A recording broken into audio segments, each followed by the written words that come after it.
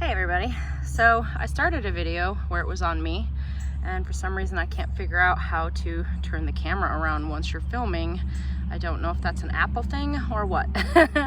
But I'm coming to you from what I call my Lil Urban Farm. I rent. This is my house.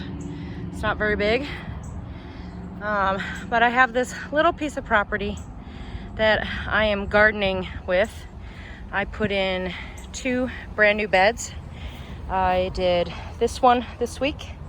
You see I've got strawberries in this bed. This bed is herbs. Normally I do my herbs in pots so that I can bring them in, and sometimes they struggle. So this year I decided to make a permanent place for them, and I put them in a bed. I live in South Carolina on the border of North Carolina. So the soil here is pretty crappy. It's a clay, so we tend to build up. That's why you see these raised beds. I this week used these bricks from Lowe's, which are pretty freaking handy. You don't have to use any nails or screws or anything. You can just kind of stack up the wood, and these were reclaimed wood pieces that I actually had. Over here, this one was actually made with pallet wood. It was one of the first ones I made. That's where my tomatoes are. And slowly I've added a 4x4 foot bed each time. Today I just laid some mulch, so it's getting to where it actually looks like a nicer garden. I bought some bricks and bricked in my healing garden.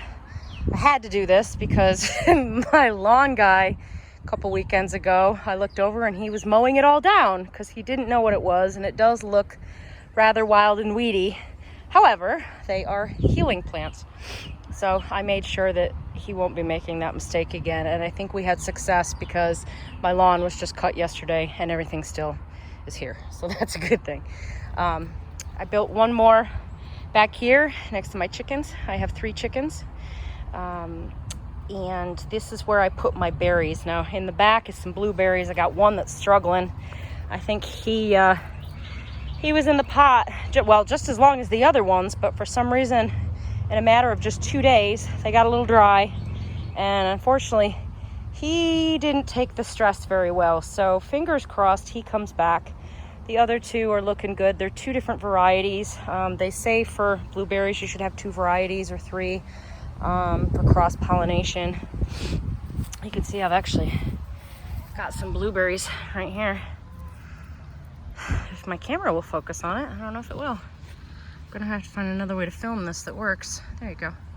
So they're not quite ready yet, and I'm gonna have to find a way to keep the birds off of them, because when I had blueberry bushes before, the birds ravaged them. I actually had them in these pots over here. This is what is left over of one of them. I'm not quite sure. I don't think that's part of a blueberry, but I'm leaving it just to see. And this is probably where I'm gonna plant a couple more tomatoes that I was able to go get from a friend. So those will go in there. And then in the front here, I've got, these are called, these are a raspberry, that is a raspberry shortcake it's called. I bought them years and years ago and had them in pots. They're supposed to grow in pots. They've never done a thing. They've stayed that size. They come up every spring, summer that size. They never flower, they never do anything. So clearly I'm doing something wrong. So this year they're going in. They're with the blueberries. I figure keep all the berries kind of together, and I amended the soil with a lot of peat moss and topsoil. There is some compost in there to give them a little bit of nutrients, but all the peat moss should give it kind of an acidic environment. I did a little reading on it, and apparently they like it a little acidic too, like the blueberries. So fingers crossed. And then again, I'm using these blocks from Lowe's. These are, I don't know if these are new this year, but every gardener that I follow seems to be putting in at least one of these this year. So mine are kind of back to back. I have these stupid, I don't know what these are. I have no idea what these are. These were here when I moved here. I hate them, and at the same time I love them. They give a little bit of aesthetic to the yard, but they're nearly impossible to get rid of. And of course, you know, I've got these ones right in the middle of where I could have another garden. So I had one right here, and I managed to get it pulled up. You probably can't really tell. There's a little divot underneath that pot. I decided I had had enough and decided to rip it out. So anyway, short tour. I've got tomatoes here, 3 different varieties. This one on the end is beefsteak heirloom variety. The ones in the middle are a Cherokee Purple. I'm new to those. Those are also an heirloom variety, and I'm pretty excited about those. I hear they're rather tasty. These ones here are getting bigger than everybody else. These are my Romas. Romas are always good for making sauce and making things that you want maybe a little less water content in. So I always plant a couple of those. And then I jumped over a bed, and I've got 3 Cherry 100s, which last year produced so many tomatoes. I was giving them away to friends in buckets. So next to that, I got some eggplant. I got 6 of them. Some of them are looking a little yellow with their leaves. I'm hoping that that's temporary because they're fairly new.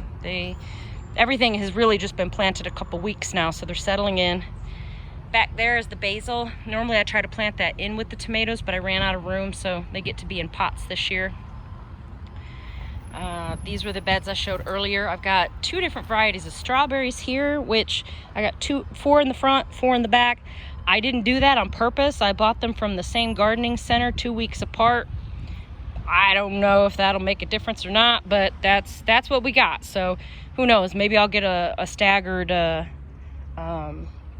crop where some ripen earlier than others. Who knows? We'll find out. I probably can do some research on that. There's the herbs again. Rosemary back in the back. That's a sage. That's a thyme. That's a German thyme actually with the flowers. This is a pineapple sage. I've never grown that before, so I decided to give it a try. I tend to, especially with my herbs, if I find there's a new one or a variegated one or something new, I'll try it. And this is oregano. This is the first year my oregano didn't come back, so that made me a little bit sad, but we're gonna throw it in there and maybe it can act like a ground crop. It'll probably fill in where everything else should bush up a little bit.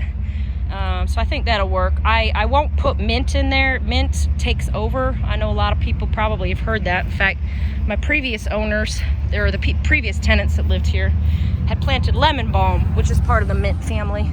And you can see it's growing wild over here. I think I also may have some wild, I think blackberries. I'm not real sure. I've yet to see them produce blackberries, but then again, the birds tend to get them. You can see they're all back on that fence. I put that fence up tentatively around that tree just because the vines were getting into my gardens, and if I have that fence there, it kind of stops it and keeps everything contained within there. But anyway, yeah, this is lemon balm. Looks a lot like mint. They have a squarish stem. If you look at them, anything with a square stem, I can't get close enough for you to see that really, but anything with a square stem is usually part of that mint family. But if you crush it and smell it, it doesn't quite smell like mint. It has I can't describe it. It's supposed to be lemon. It kind of smells lemony to me. It smells a little bit more like lemon pledge if you really want to know the truth, but people use it for teas, and I'm actually really happy that I have some growing wild. I didn't know that was lemon balm until this year, so this will be the year that I sample it and see what I can do with it. I'm coming all the way back over here. I've got pole beans, and that's actually why I started this video, because I need to thin these, and I thought that maybe that might be a good video to explain, you know, why you might do that. I've got okra in the middle. I really didn't expect all that okra to survive. It came in one big flat all clumped together, and I always plant all of it just in case, just to see what happens. Didn't expect it all to survive. Okra is fairly hardy, and yeah, as you can see, I've got a lot of it in there. In fact, I don't even know if I should have that much in there, but we're gonna leave it be. And then back here's cucumbers. I lost one in the middle over here, but I've got one of them is a pickling cucumber and one of them is a slicing cucumber. I don't remember which is which. Doesn't really matter to me. I'm gonna eat them all the same. And then I got these trellises that I made. This is just rebar and some old fencing, so I've got 2 of those there so that those can trellis up and they won't be on the ground. Having a little bit, I don't know if my beans are pole beans or bush beans. Funny enough, I didn't look at the package, and I put the trellis there just in case they're pole beans. If they're not, that may come out. It's important to look at your seeds that you plant and take note. I did not. These are my peppers. I got a couple different hot peppers. I always grow peppers because we are down in the south where it is super hot. They thrive here. So I've got, on the end is called a salsa pepper. I have no idea what that's going to be. I don't really know. I just thought, all right, I've never seen those before. I'm going to plant them. Next to that, I've got 3 banana peppers. The ones in the middle, there's 2 rows of jalapenos. And then these on the end are a sweet pimento. I've grown the sweet pimento before and they didn't do very well, so trying them again. I don't tend to give up very easily, and I try each year.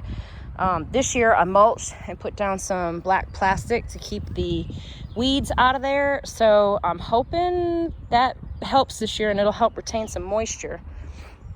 Over here I've got zucchini and squash. This is another one that I'm quite challenged by each year. The borers tend to get it. Now, last year I had it in the bed way at the end. I've moved it because borers live in the dirt. So hopefully they will not live in this dirt. And I also need to probably thin these out a little bit so that they can have a little room to grow. They came 6 to a package of each one, and I bought 1 package of each. So they just all went in. I'm probably going to have to pull the ones that look like they're a little bit smaller though and see if I can't give them a little more room. I might try to put it in a pot, but I don't think they really like pots, so I don't know if that'll work. But let's come back over here to the beans. And I'm trying to figure out exactly what to do with these. They're supposed to be, you know, every like 6 to 8 inches, I think.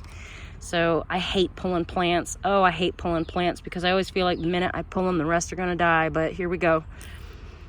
We're going to pull that one out. And I don't even know. Look at, see, this one has 2 right next to each other. So we're going to go ahead and pull those 2 out.